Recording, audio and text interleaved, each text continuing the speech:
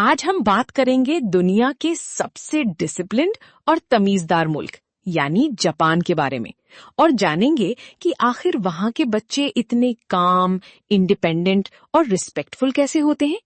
क्या आपने कभी सोचा है कि पब्लिक प्लेसेस पर जापानीज बच्चे कभी रोते, चिल्लाते या जिद करते हुए क्यों नहीं दिखते?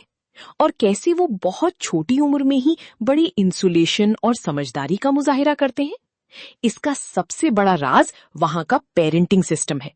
आज की इस वीडियो में मैं आपको जापान के उन 5 अहम पेरेंटिंग सीक्रेट्स के बारे में बताऊंगा जो वहां के बच्चों को सुपर स्मार्ट और वेल मैनर्ड बनाते हैं। अगर आप अपने बच्चों की तरबियत को बेहतर बनाना चाहते हैं तो इन तरीकों को जरूर समझिए, क्योंकि इस वीडियो के आखिर तक आपको पेरेंटिंग का एक बिल्कुल नया पर्सपेक्टिव मिलने वाला है। तो चलिए शुरू करते हैं। सीक्रेट 1, शीकू, नो पब्लिक स्कोल्डिंग।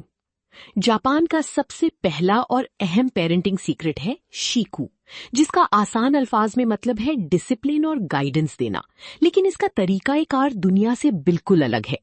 जापान में पेरेंट्स कभी भी अपने बच्चों को सबके सामने, मार्केट में या रिश्तेदारों के सामने बिल्कुल नहीं डांटते और ना ही उन पर चिल्लाते हैं, क्योंकि उनका मानना है कि सबके सामने बेइज्जती करने से बच्चों के अंदर का सेल्फ रिस्पेक्ट खत्म हो जाता है और वो ढीठ या स्टबर्न बन जाते हैं।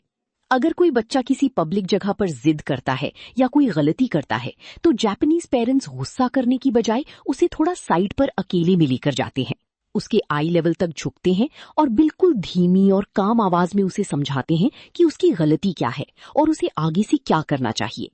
इस तरीके से बच्चे के दिल में बाप या माँ का डर नहीं बल्कि उनके लिए इज्जत पैदा होती है और वो अकेले में अपनी गलती को बहुत जल्दी कबूल करके उसे सुधारने की कोशिश करता है।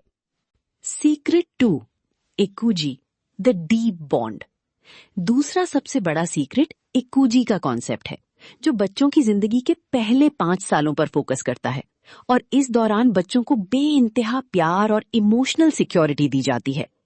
जापान में बच्चों की अपब्रिंगिंग को अलग अलग स्टेजेस में बांटा जाता है, जिसमें पहले 5 साल तक बच्चे पर कोई रूल्स या सख्त रिस्ट्रिक्शंस नहीं थोपी जाती, बल्कि उन्हें बिल्कुल खुली आजादी और माता पिता का मुकम्मल साथ मिलता है।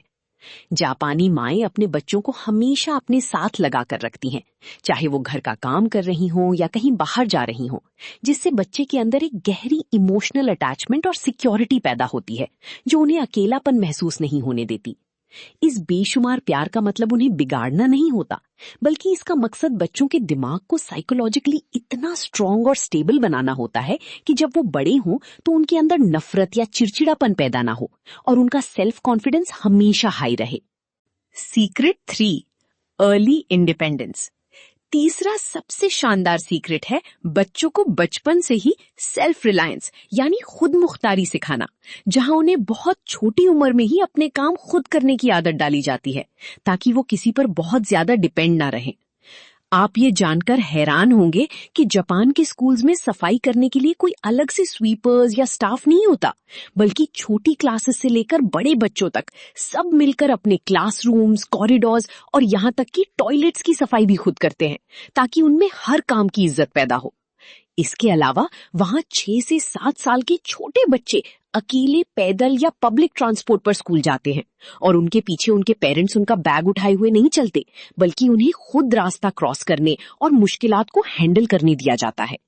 इस बेहतरीन तरबियत का फायदा ये होता है कि बच्चे बचपन से ही रिस्पॉन्सिबिलिटी उठाना सीख जाते हैं, उनमें हर तरह के मुश्किल हालात का सामना करने का हौसला पैदा होता है और वो बड़े होकर एक जिम्मेदार और कामयाब शहरी बनते हैं। Secret 4, empathy over rules. चौथा अहम सीक्रेट है बच्चों में एम्पैथी यानी दूसरों के जज्बात और दर्द को समझने की हसीन आदत डालना, जहां रूल्स थोपने की बजाय उनके अंदर का एहसास जगाया जाता है। वेस्टर्न या आम पेरेंटिंग में आमतौर पर बच्चों पर रूल्स थोपे जाते हैं कि ये काम नहीं करना क्योंकि ये मना है, लेकिन जापान में पेरेंट्स बच्चों को रूल्स के बजाय फीलिंग्स के जरिए बातें समझाते हैं और उन्हें हर चीज से जोड़ते हैं।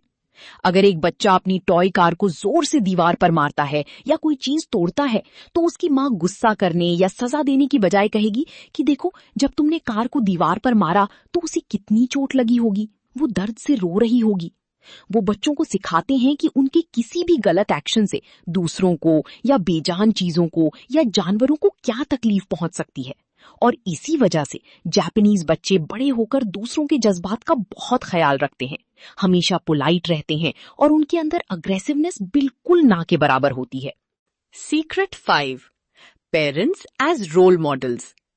5वां और सबसे पावरफुल सीक्रेट है रोल मॉडलिंग, जिसका सीधा सा मतलब ये है कि जापानीज पेरेंट्स बच्चों को लेक्चर देने की बजाय खुद वो सब करके दिखाते हैं जो वो बच्चों से चाहते हैं।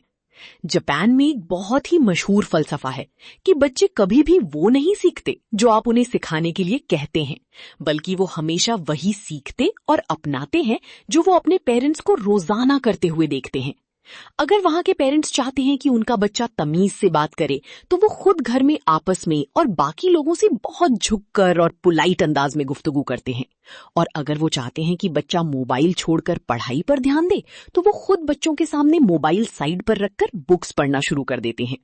इस बेहतरीन अप्रोच की वजह से बच्चों को अलग से डांटने या सिखाने की बिल्कुल जरूरत नहीं पड़ती, क्योंकि वो अपने माँ बाप को देखकर ही उनकी अच्छी आदतें कॉपी कर लेते हैं और घर का माहौल हमेशा पुरसुकून और सबक आमोज रहता है। तो दोस्तों, ये थे जापान के वो 5 शानदार और नाकाबिले यकीन पेरेंटिंग सीक्रेट्स जो वहां के बच्चों को पूरी दुनिया में सबसे अलग, डिसिप्लिन्ड और कामयाब बनाते हैं। शिकु, इकुजी, सेल्फ रिलायंस, एम्पैथी और रोल मॉडलिंग, ये वो 5 अहम पिलर्स हैं जिन पर चलकर हम भी अपने घरों का माहौल बदल सकते हैं। और अगर इनमें से हम सिर्फ 2 या 3 तरीके भी अपने बच्चों की तरबियत में शामिल कर लें, तो उनकी पर्सनालिटी में एक बहुत बड़ा और पॉजिटिव बदलाव देखने को मिलेगा। आपको इन 5 सीक्रेट्स में से सबसे अच्छा और दिलचस्प तरीका कौन सा लगा, और आप कौन सा तरीका सबसे पहले अपने घर में अप्लाई करेंगे, मुझे नीचे कमेंट सेक्शन में जरूर बताएं।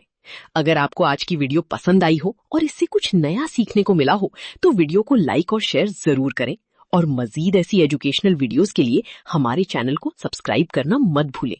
मिलते हैं आपसे अगली वीडियो में। तब तक के लिए अपना और अपने बच्चों का बहुत ख्याल रखिएगा। अल्लाह हाफिज।